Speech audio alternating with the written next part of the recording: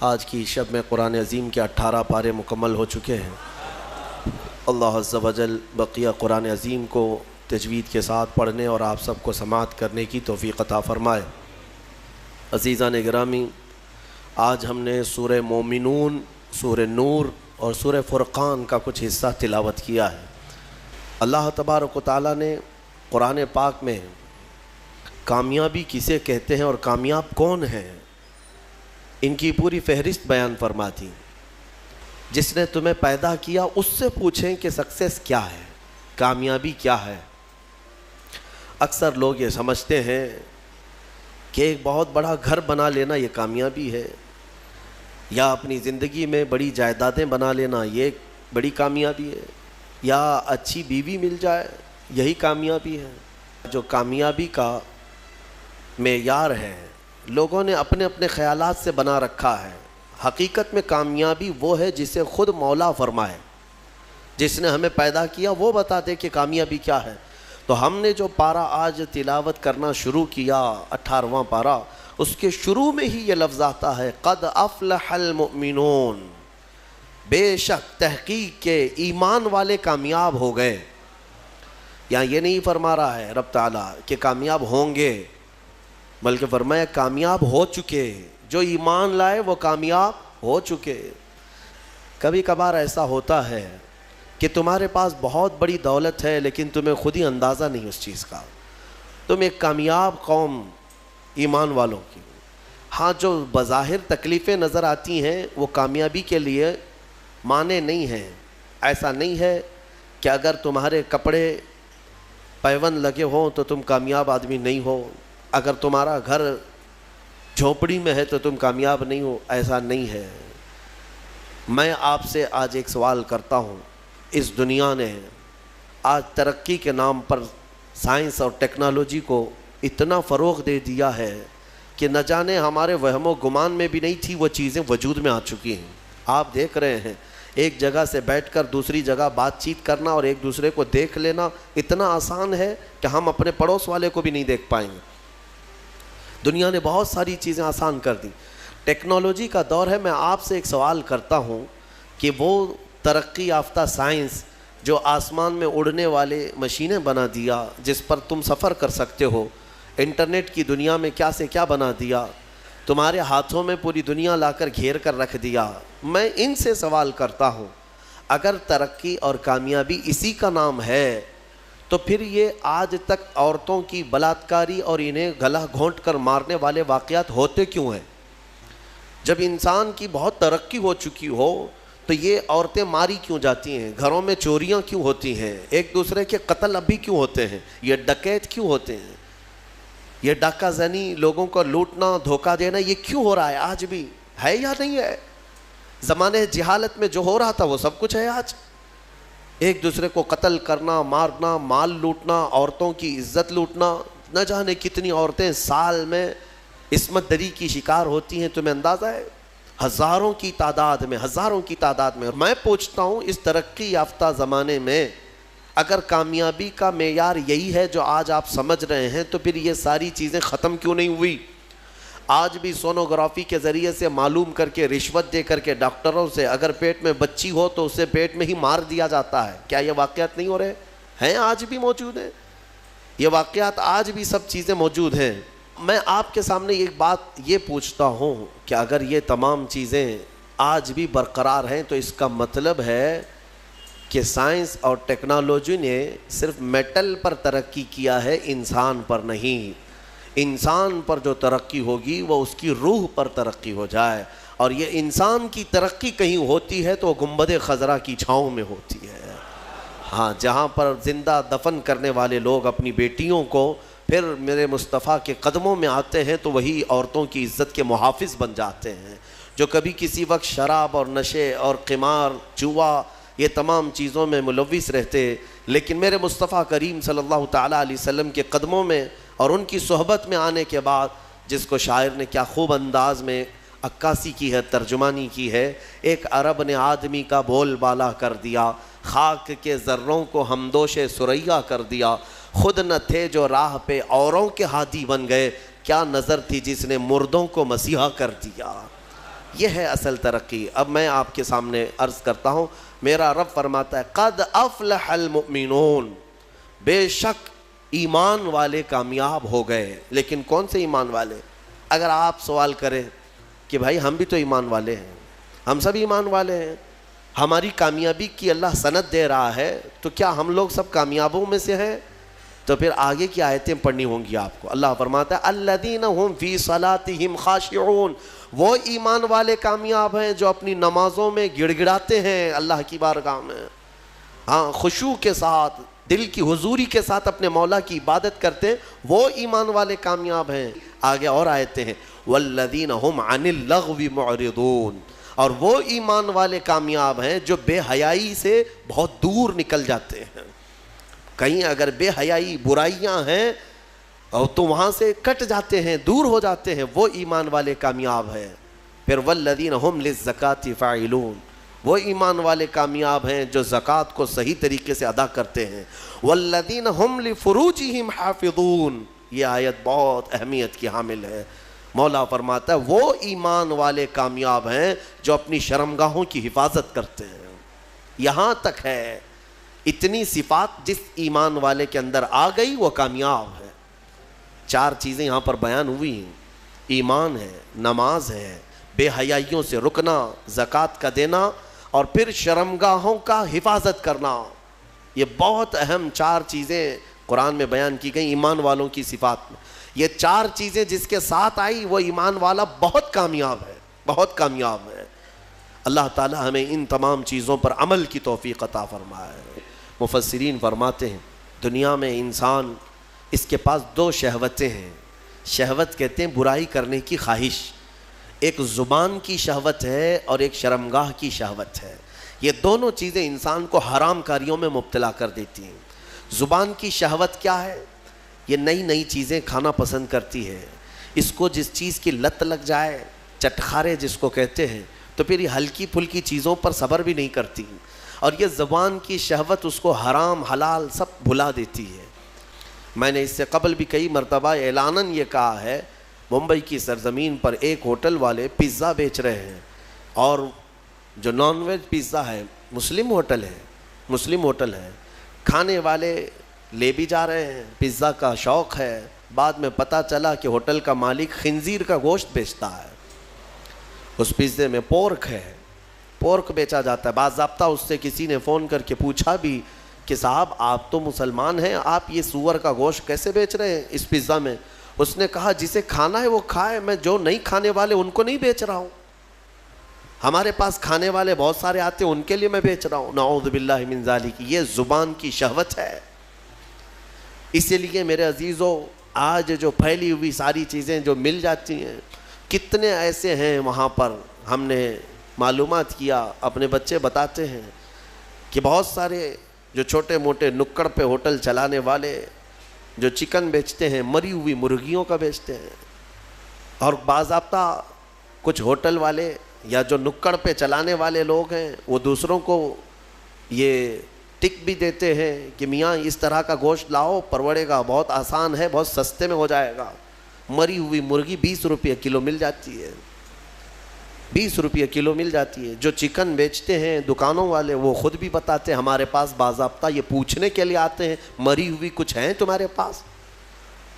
میرے عزیزو، یہ تمام چیزیں ایسی ہیں کہ ہم احتیاط کریں، اور زبان کی شہوت ان سب حرام چیزوں میں لگا دیتی ہے۔ دوسری شہوت ہے شرمگاہ کی، یہ نہایت ہی خطرناک ہے، جو زنا تک لے جاتی ہے، اور یہ شرمگاہ کی شہوت انسان کو تباہ و برباد کرتی ہے۔ حدیث رسول ہے، میرے آقا صلی اللہ علیہ وسلم نے فرمایا جو زنا کرتا ہے اس وقت اس کا ایمان اٹھا لیا جاتا ہے۔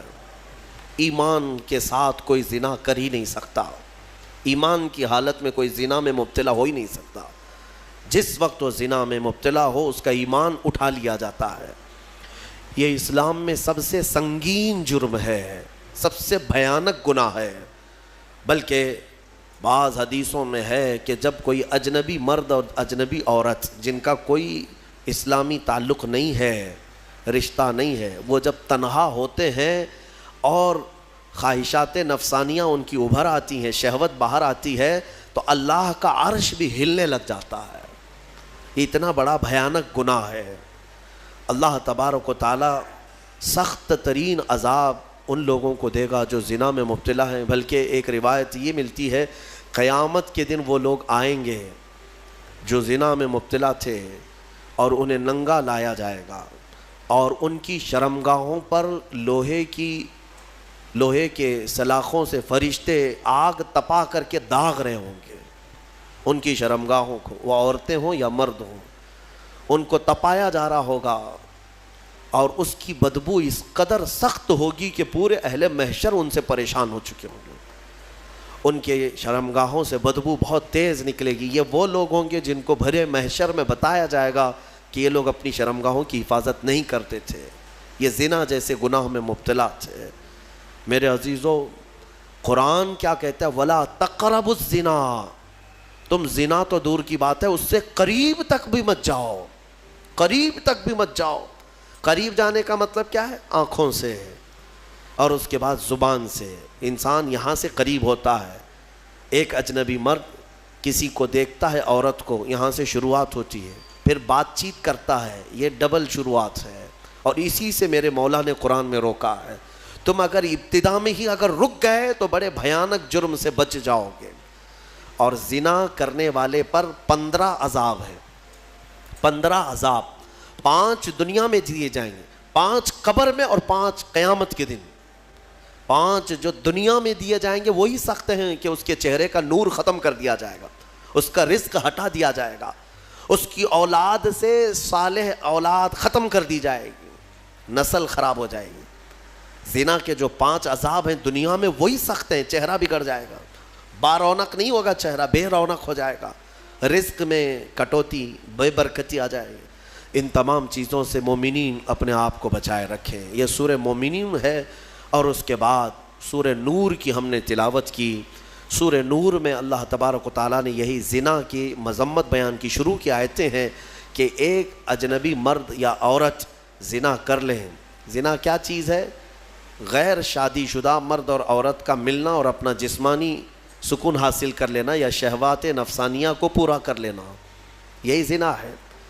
تنہا ہو جانا، ایک دوسرے کو چھو لینا یا ایک دوسرے کے ساتھ وقت بتانا، گزارنا، جمع کرنا، یہ زنا کے تمام مبادیات کے ساتھ ساتھ ہے۔ اللہ فرماتا ہے الزانیۃ والزانی فاجلدوا کل واحد منہما 100 جلدہ۔ مرد اور عورت دونوں جب زنا کر لیں تو اللہ فرماتا ہے 100 کوڑے مارے جائیں گے انہیں۔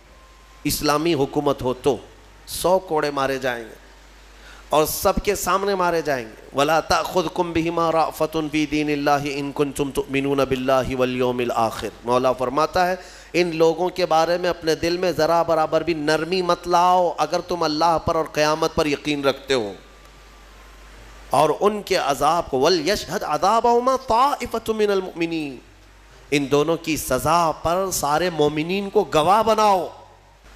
لیکن یہ سزا دینا آسان بھی نہیں ہے۔ کوئی آ کر کے ایرا غیرہ بول دیا کہ فلاں زنا کر رہے تھے تو قاضی صاحب فوراً کوڑے مروا دیں گے یا سنسار کر دیں گے، ایسا نہیں ہے۔ 4 گواہ کا ہونا ضروری ہے جنہوں نے ایسا دیکھا ہو جیسے سوئی میں دھاگا پروتے ہوئے دیکھا ہو، اور چاروں جو ہے وہ شرعی گواہ ہوں۔ ہاں، تب جا کر کے یہ زنا کا ثبوت ہوتا ہے، پھر اس کے اوپر سزائیں ہوتی ہیں۔ بہرحال یہ ایک بھیانک جرم ہے، اللہ تعالیٰ اس سے ہماری حفاظت فرمائے۔ اس میں آیت افک ہے۔ حضرت ام المومنین عائشہ صدیقہ رضی اللہ تعالیٰ عنہ پر بعض منافقین نے الزام لگایا تھا۔ غزوہ بنو مستلق ایک غزوہ جس میں حضور گئے تھے، ساتھ میں ام المومنین بھی گئی تھیں۔ حضور جب بھی جہاد پہ جاتے، غزوہ پر جاتے، تو کوئی نہ کوئی حضور کی ازواج مطہرات میں ساتھ میں آپ کے ہوا کرتی تھی۔ اس غزوے میں حضرت عائشہ ساتھ میں تھیں۔ واپسی میں جب رسول کریم صلی اللہ تعالیٰ علیہ وسلم مدینے کی طرف آ رہے تھے، رات کو ایک جگہ پر قیام کیا، سب لوگوں نے قیام کیا، اور صبح ہونے سے پہلے پہلے کوچ کرنے کا حکم ہوا۔ حضور پاک صلی اللہ علیہ وسلم اپنے صحابہ سمیت کوچ کر گئے۔ ہوا یہ کہ حضرت عائشہ صدیقہ کا جو کجاوا اونٹ پر رکھا جاتا تھا، یعنی ایک پوری جھوپڑی ہوتی تھی، اسے اٹھا کر رکھا جاتا تھا، اٹھا کر کے پھر اتارا جاتا تھا زمین پر، تو وہ نیچے تھی۔ حضرت عائشہ اس میں بیٹھی نہیں تھیں، ان کا ایک ہار کہیں چھوٹ گیا تھا، وہ ڈھونڈنے کے لیے نکلی تھیں. صحابہ نے خالی کجاوا اٹھایا اور اونٹ پر رکھ دیا اور لے کر چل پڑے. ان کو ایسا لگا کہ ام المومنین اندر ہیں، چل پڑے. سفر بہت لمبا ہو گیا، صبح کا وقت تھا، حضرت عائشہ چھوٹ گئیں پیچھے راستے میں. ان کا کھویا ہوا وہ جو ہار ہے اس کو تلاش رہی تھی. ہوتا یہ تھا کہ قافلے میں پیچھے ایک صحابی آیا کرتے تھے جو گرا ہوا سامان اٹھاتے ہوئے، کافی دور وہ چلتے رہتے تھے قافلے سے. اس وقت حضرت صفوان ایک صحابی ہیں، وہ پیچھے چلے آ رہے تھے. انہوں نے حضرت عائشہ کو تنہا دیکھا تو انہوں نے کہا انا للہ، یہ کیا ہو گیا، حضور کی زوجہ ہیں اور یہ اکیلی کیسے رہ گئیں. تو بہرحال حضرت صفوان نے پورا سہارا دے کر حضرت عائشہ رضی اللہ تعالیٰ عنہا کو مدینے تک ساتھ لائے.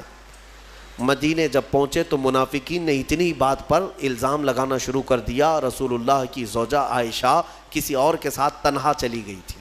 معاذ اللہ، یہ بھیانک الزام تھا، تہمت. اس کے گناہ اس کے بھی حدود آئے ہیں قرآن میں. اگر کسی مومن پر یا مومنہ پر آپ نے تہمت لگائی اور ثبوت نہیں لا سکے تو 80 کوڑے مارے جائیں گے اور پھر زندگی بھر کبھی اس کی گواہی قبول نہیں کی جائے گی. وہ مردود الشہداء کہلائے گا. الزام لگانے والا، تہمت لگانے والا کسی پر. یاد رکھو آسان نہیں ہے کسی کے بھی بارے میں کچھ بھی تہمت لگا دینا. بہت بڑا گناہ ہے، بہت بڑا گناہ ہے تہمت لگانا. یہاں ایسی بیٹھے اٹھے نہ جانے کتنے بھیانک گناہوں کی تہمت کئی لوگوں پر لگا دیتے ہیں. ایسا ہے ویسا ہے، قیامت کے دن پکڑ ہوگی. حضرت عائشہ صدیقہ رضی اللہ تعالیٰ عنہا پر جو تہمت لگائی تھی، یہ کنٹینیو 1 مہینے تک معاملات مدینے میں چلتے رہے. حضرت عائشہ اپنے میکے چلی گئی تھی حضرت ابوبکر کے گھر. حضور پاک صلی اللہ تعالیٰ علیہ وسلم انتظار کر رہے تھے کہ میرا رب کیا فرمائے گا، وہی کیا آئے گی. لیکن یہ امتحان کی گھڑی تھی. حضور پاک صلی اللہ تعالیٰ علیہ وسلم صحابہ کو بلاتے اور پوچھتے تمہارا میرے گھر والوں کے بارے میں کیا خیال ہے، میری زوجہ کے بارے میں کیا خیال ہے. جو عشق والے تھے انہوں نے عشق کی بولیاں بولی. حضرت عمر سے بلایا، پوچھا حضور نے تم کیا کہتے ہو. حضرت عمر نے کہا یا رسول اللہ صلی اللہ علیہ وسلم، جب رب تبارک و تعالیٰ نے آپ کے جسم پر مکھی کو پسند نہیں فرمایا تو آپ کی ازواج مطہرہ میں بدکار عورت کو کیسے پسند فرما سکتا ہے. یقیناً آپ کا گھر پاک ہے. اللہ تعالیٰ نے آیت تطہیر میں فرما دیا کہ محبوب ہم نے آپ کے گھر کو ہر برائی سے پاک رکھا ہے. حضرت عثمان غنی نے بھی اسی طرح کی بات کی. کہا یا رسول اللہ صلی اللہ تعالیٰ علیہ وسلم، رب تبارک و تعالیٰ نے ہر علائش سے آپ کو پاک کیا ہے، تو آپ کے گھر پر اور آپ کی بستر پر اگر عائشہ کے اندر کوئی عیب ہوتا تو اللہ کبھی بھی اس چیز کو پسند نہ کرتا، بلکہ عائشہ کا نکاح اللہ کی مرضی سے آپ کا ہوا ہے. یہ چیزیں ہوتی رہیں. پھر 1 مہینے کے بعد اسی سورہ نور میں وہ آیت نازل ہو گئی. رب تبارک و تعالیٰ نے ام المومنین عائشہ صدیقہ کی پاکی بیان فرماتی، اللہ نے بیان فرمائی.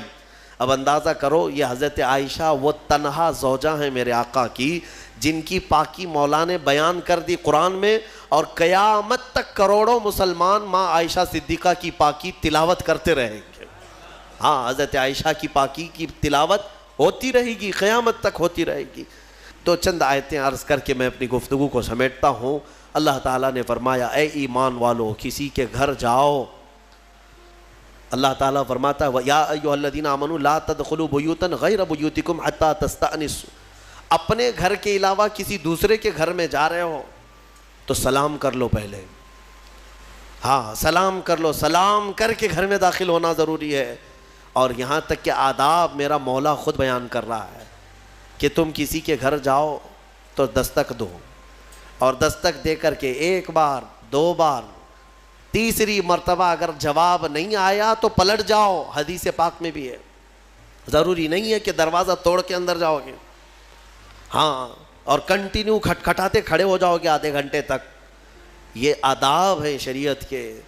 اور پھر یہ فرمایا حدیث میں ہے کہ کسی کے گھر جاؤ تو سامنے بالکل دروازے کے نہ کھڑے ہو جاؤ، بلکہ تمہیں دائیں جانب کھڑے ہونا چاہیے. اگر دروازہ کھلے کوئی اجنبی عورت ہو تو تمہارا آمنا سامنا نہ ہونے پائے، بے پردگی نہ ہونے پائے. یہاں تک کہ گھروں کو پردہ لگانے کا حکم بھی میرے آقا نے فرمایا.